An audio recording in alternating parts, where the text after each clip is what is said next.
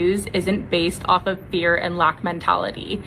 I regret moving to Costa Rica. It's a beautiful country. I love the nature and wildlife, but moving to a third world country where I don't know the language, I don't have any connections, resources, or opportunities, that didn't make my life any easier by any means. I was just so scared of what's going on in America politically that I was in fight or flight. I was like, how am I gonna afford to survive? Like, how am I gonna find a place to live? Like, I was freaking out. And then I came here and made my life so much harder. And now I'm trying to go back and I just like wish I didn't leave in the first place. And it's so weird to like want to move to America right now with everything that's going on, but I just left so many privileges and resources behind and I want them back. It sucks.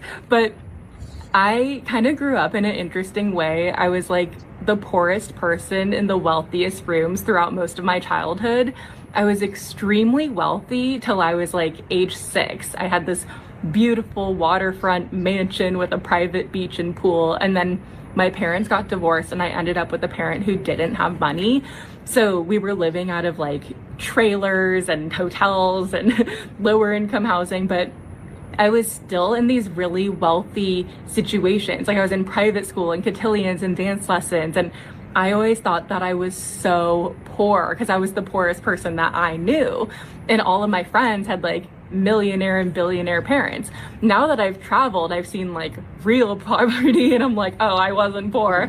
But as a kid, I had these really luxurious vacations through my friends and family members where like my first introduction to Costa Rica, it was like when I was 17 years old. I came with my friend's family and we stayed at exclusive resorts. We were having lunch at the Four Seasons, and like same with my Hawaii experiences. My family friends took me and we stayed at the Grand Wailea and the Hyatt, all these really fancy luxury resorts, and we would explore the areas too, but you know, living in Nonavale or Pahoa is very different than taking a vacation at the Grand Wailea or Four Seasons. So, you know, my travels and moves, I've really realized how privileged I've been. And there's a lot of things that like made me run away from LA and Orange County, and some traumatic experiences and terrible people.